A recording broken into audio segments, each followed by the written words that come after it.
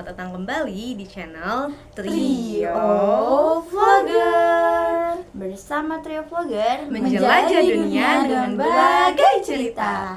Sebelumnya, perkenalkan, nama kita adalah Nabira, yaitu Naila, Bila, Iral. Nah guys, kira-kira kita bikin video ini buat apa sih? Buat apa tuh Kak?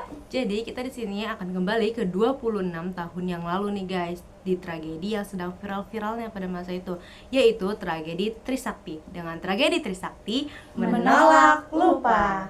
Nah guys, di sini kita akan menjelaskan. Pertama itu ada pengertian Trisakti, lalu ada juga latar belakangnya, dan terakhir kita akan menjelaskan kronologinya. Siapa yang mau tahu? Jadi ikuti Nabira. So, hari ini kita akan membahas tentang tragedi Trisakti. Tragedi Trisakti adalah penembakan terhadap mahasiswa Universitas Trisakti dengan demo tentang turunnya jabatan Soeharto pada tanggal 12 Mei 1998.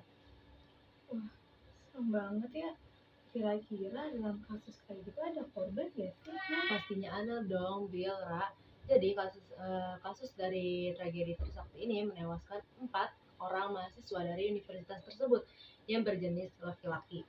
Yang pertama, Lang Mulia Lesmana, kedua Hafidin Royan, ketiga Hendiawansih, dan yang terakhir ada Heri Hartanto. Ih, serem banget ya sampai tewas begitu. Penyebabnya apa ya? Tembak di dalam kampus dengan terjadi tembakan peluru yang sangat tajam mengenai kepala, tenggorokan, dan juga dada mereka. Nah guys, itu baru aja pengenalan dari tragedi Trisakti. Nah, kita akan lanjut mengenai latar belakangnya. Nah, yang selanjutnya adalah latar belakang dari penyebab terjadinya tragedi Trisakti. Mahasiswa melakukan demonstrasi besar-besaran ke gedung Nusantara.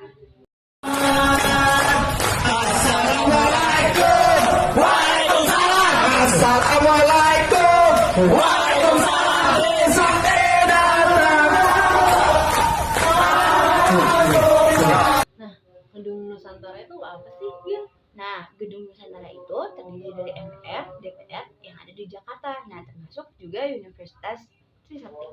Oh, nah, kan Universitas Trisakti ini kan melakukan demokrasi besar-besaran. Itu tuh awalnya gimana sih? Nah, jadi mahasiswa Trisakti melakukan demonstrasi besar-besaran itu dikarenakan para mahasiswa menuntut tanggung jawab kepada pemerintah atas terjadinya krisis ekonomi Indonesia pada awal tahun 1999 yang dipengaruhi oleh krisis finansial Asia yang terjadi pada tahun 1997 sampai dengan 1999. Nah, selanjutnya itu kan ada para mahasiswa yang melakukan aksi damai dengan berjalannya dari kampus Trisakti ke gedung Nusantara pada pukul 12.30 WIB. Nah, namun aksi mereka itu dihambat oleh blokade Polri dan militer. Beberapa mahasiswa lalu mencoba bernegosiasi dengan pihak Polri. Mahasiswa pun akhirnya mereka tuh bergerak mundur pada pukul 17.15 WIB. Seringnya aparat keamanan itu bergerak maju, aparat keamanan lalu menembakkan peluru ke arah mahasiswa.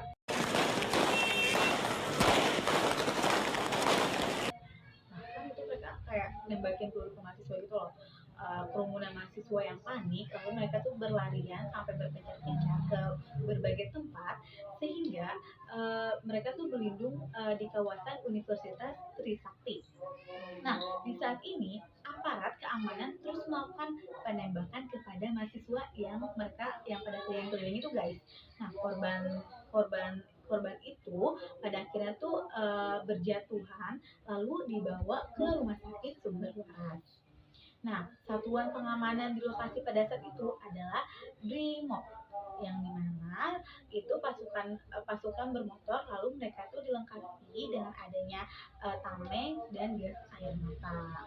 Nah, pada 3 mahasiswa itu dipastikan tewas pada pukul 20 WIB dan 1 orang kritis. Nah, seperti itu guys. Nah, kita kan sudah menjelaskan pengertian Trisakti lalu latar belakangnya. Sekarang kita lanjut ke kronologi Trisaktinya. Nah, di sini kita akan menjelaskan mengenai kronologi tragedi Trisakti, yang dimana pada pukul 10.30 sampai 12.25 WIB. Sebanyak 6.000 mahasiswa, dosen, civitas akademik berkumpul di Universitas Trisakti. Aksi mimbar bebas ini diawali dengan penurunan bendera merah putih di setengah tiang, lalu ada juga kemudian dilanjutkan dengan mengheningkan cipta, dan terakhir adalah orasi mahasiswa yang terus menerus. 22 tahun kita dikibulin. Nah, selanjutnya saat pukul 12.25 sampai 13.00 WIB, masa dimulai dengan kehadiran aparat keamanan nih guys.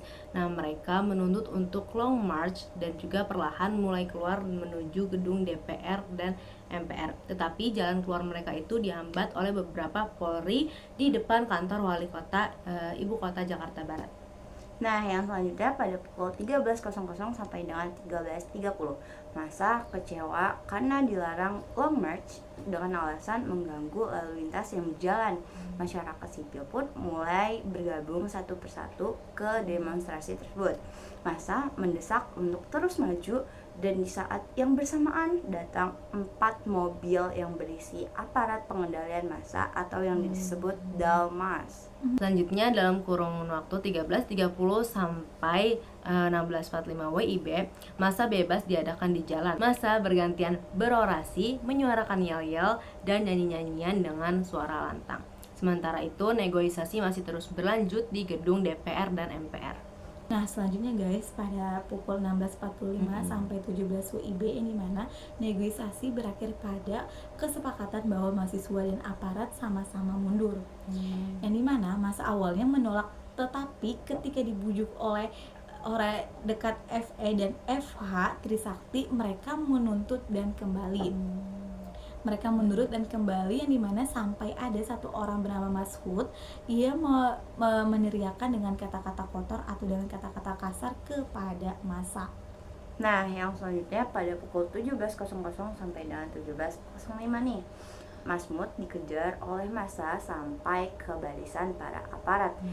Kedatangan mulai terjadi antara kedua belah pihak, tetapi Ketua Kamtibus Trisakti menahan massa dan melakukan negosiasi kembali dengan Dandim dan Kapolres. Negosiasi berhasil dan semua perlahan mundur. Selanjutnya, massa yang tanpa senjata apapun berlarian penuh ketakutan, tetapi anehnya datang pasukan bermotor yang mengejar mahasiswa secara gila-gilaan, yang dimana sampai ke depan pintu gerbang Trisakti.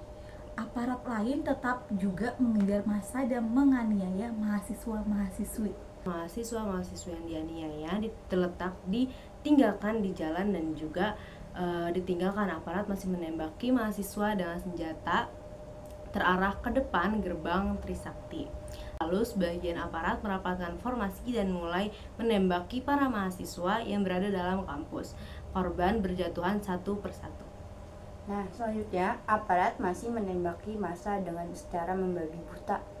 Puluhan gas air mata dilempar ke dalam kampus. 3 mahasiswa meninggal dunia saat berada di dalam kampus, serta banyak lainnya yang terluka berat. Korban terus berjatuhan di dalam kampus dan tanpa alat perlindungan sama sekali. Selanjutnya, tembakan baru mereda. Korban dievakuasi oleh sesama massa dan ditempatkan di RS sekitar. Nah, kepanikan terjadi kembali ketika terlihat banyak aparat berpakaian gelap di halaman parkir utama dan di gedung lainnya. Mahasiswa berlarian masuk ke dalam kampus Trisakti. Selanjutnya pada waktu 19.30 sampai pagi hari, keadaan itu mulai tenang nih guys. Nah, mahasiswa dapat dipulangkan sedikit demi sedikit dengan penuh rasa trauma dan ketakutan yang mereka alami. Massa yang terluka berat dipindahkan ke RS Sumber Waras dan Komnas HAM yang ada di lokasi tersebut. Hari pertama yang mencekam mengawali kerusuhan dari tahun 1998. Nah guys, kesimpulan dari semua cerita ini, kenapa sih tragedi Trisakti itu terjadi? Karena disebabkan yang pertama itu ada ketidakpuasan atas pemerintah Orde Baru. Dan ada dugaan kecurangan legislatif pada tahun 1997. Dan ada juga keruntuhan ekonomi sebagai akibat dari krisisnya keuangan di Asia. Nah, itu sebab akibat mengapa terjadinya tragedi Trisakti. Nah, itu adalah penjelasan dari kami tentang tragedi Trisakti. Sekarang udah tahu kan? Jadi kita sebagai para remaja Indonesia nggak boleh melupakan yang namanya sejarah nih guys. Setuju banget, apalagi guys, cerita tragedi Trisakti ini sangat penting untuk kita. Apalagi itu tentang sejarah, kekuasaan. Dan sampai sekarang para pemerintah juga masih mencari tentang kebenarannya juga kok tentang tragedi Trisakti ini. Iya, banget. Ya udah Kita juga mari berdoa guys untuk korban yang ada di tragedi Trisakti itu.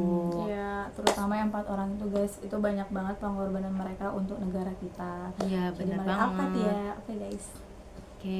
Dadah.